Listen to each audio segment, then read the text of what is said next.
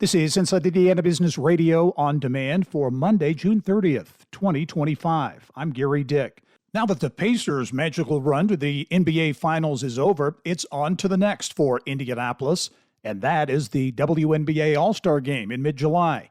Pacers Sports and Entertainment CEO Mel Rain says Indy will be ready for the big event. It's a short window between the two. They're really, the NBA Finals and the WNBA All-Star Game, but no other city could do it better than we're about to do it. Our goal when we announced we were going to host this was to redefine how the WNBA looks at their All-Star weekend, and I think we're going to do nothing less than that. We're going to activate downtown as we always do. Indiana's cigarette tax is set to increase for the first time in nearly 2 decades. Separately, a gasoline excise tax will continue its annual 1-cent climb. The changes take effect July 1 with the beginning of the state's fiscal year. The price of a pack of cigarettes is expected to average $11 after the tax jumps from $1 to $3. Other tobacco and nicotine products will also get pricier.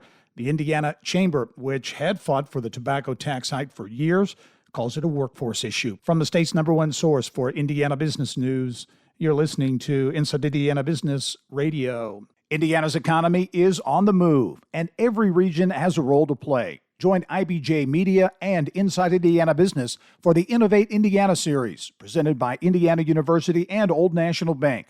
We're traveling to 10 regions across the state to spotlight business growth, workforce development, innovation, and Indiana's tech hubs. Don't miss this front row look at Indiana's future and the growth opportunities in your region. Find out when we'll be in your area at ibj.com/innovate. Subaru celebrated a major milestone in Indiana last week as the company's plant in Lafayette reached 6 million vehicles produced. The car to hold the honor of being the 6 millionth vehicle made at Subaru of Indiana Automotive was a blue Subaru Legacy sedan. That was also the first car made at the 6 million square foot plant in Lafayette back in 1989. SIA is the only production facility the company has outside of Japan, and it manufactures about half of all Subarus sold in North America. The milestone comes as the Japanese car maker tweaks its production scheme. In fact, Subaru is phasing out the Legacy and Outback models at the Lafayette plant. In their space, the Forester and Forester Hybrid models will be made there. Subaru made the decision to move away from the Legacy and Outback in 2024 before President Donald Trump's tariffs. The company said the move was due to changing consumer behaviors. Still, Subaru Canada recently announced it would import drastically fewer models from the Lafayette plant as a result of the tariffs.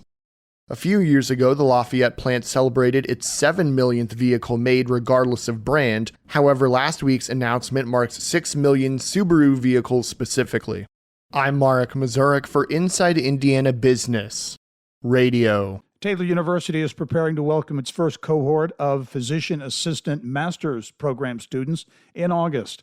This is the 9th accredited Physician Assistant program in Indiana. Government projections show employment in the sector is expected to grow by 28% over the course of the next decade. Taylor says the program will place a strong emphasis on what is known as lifestyle medicine, using therapeutic lifestyle interventions as a principal means of treating chronic conditions such as cardiovascular diseases, type 2 diabetes, and obesity. Trine University and the city of Angola are partnering to build a 3.5-mile recreational and nature trail designed to enhance the quality of life in the Northeast Indiana city. The $4 million project, being funded by a grant from Indianapolis-based Lilly Endowment, will be open to university students and employees, as well as members of the greater Angola community. This is Gary Dick for Inside Indiana Business Radio on Demand.